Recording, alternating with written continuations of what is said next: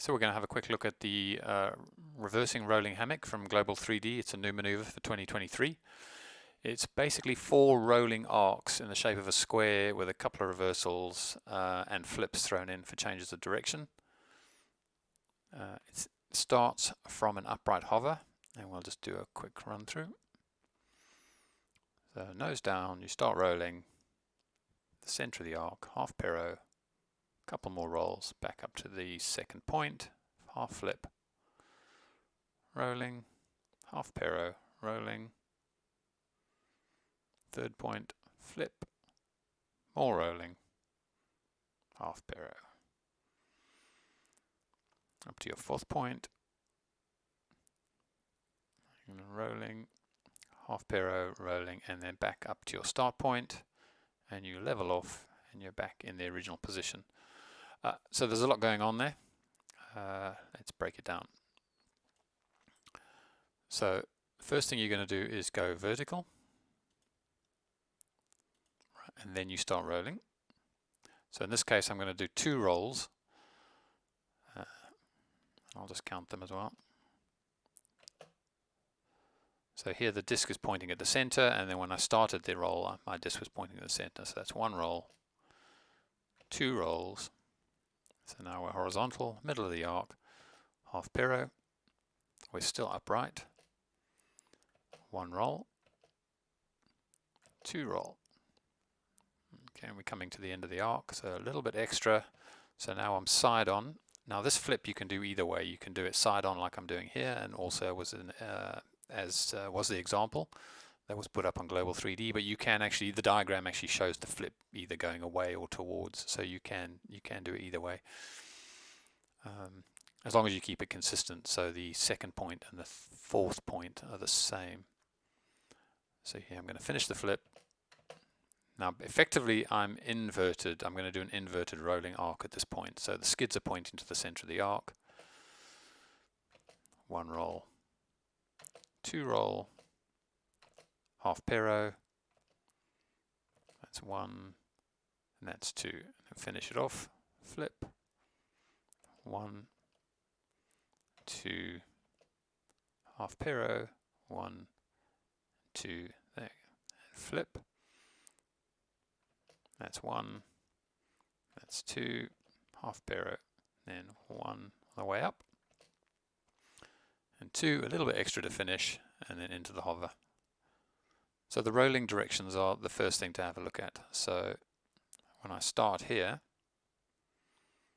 I'm doing a left roll. Okay, so the aileron stick is over on the left.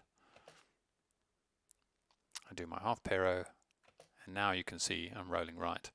Now this is going to be the same through all of the arcs because you need to change direction at each point. So flip, as I go into the roll, it's a left roll, and it's a right roll.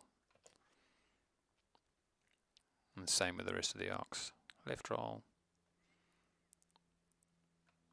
and right roll. So that's keeping it nice and consistent. So the next thing we're going to look at is the pero direction.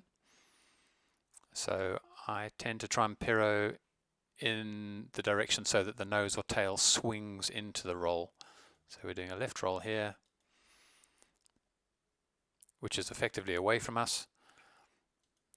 We do the pero so that the tail swung round, and then the roll continues away from us. Let's just have a look at that again. So there's the tail swing, and then it swings into going around. I just find it seems to be a bit smoother. I think if you pero the other direction, it's kind of like it's a harsh stop. So let's critique this maneuver. So it's gone overly vertical. The half pero was performed on the way up. Not bad. Better that arc, although that arc is higher than the first one.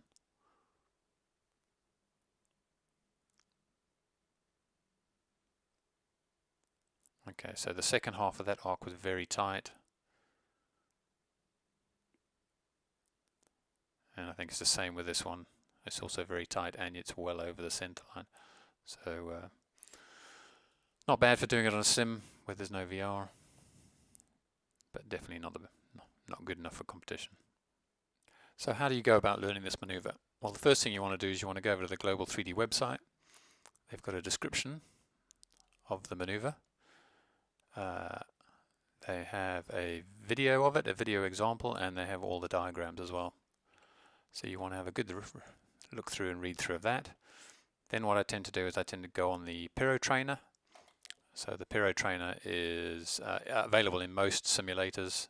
It just locks the model in place, and what it allows you to do is just build up an idea of what the maneuver is going to look like. It also makes sure you kind of putting in the right stick inputs, and it's because it's locked in place, it doesn't wander off and you have to restart from the beginning again. You can kind of just put the model in any position. You want to practice the last quarter, you can just put it in that position and then try it out. And it's good just to get an idea of how many rolls you want to do and make sure that the stick movements are all correct. Then once you've done that, break out into the normal simulator, just get an idea of the space. And then while you're doing that, you want to keep rereading all of those descriptions on the Global 3D site to make sure that it's actually correct. And then after you've done that for a few evenings, then you can get out on the flying field and try for real. So good luck, and I hope to see a couple of examples from you. Cheers.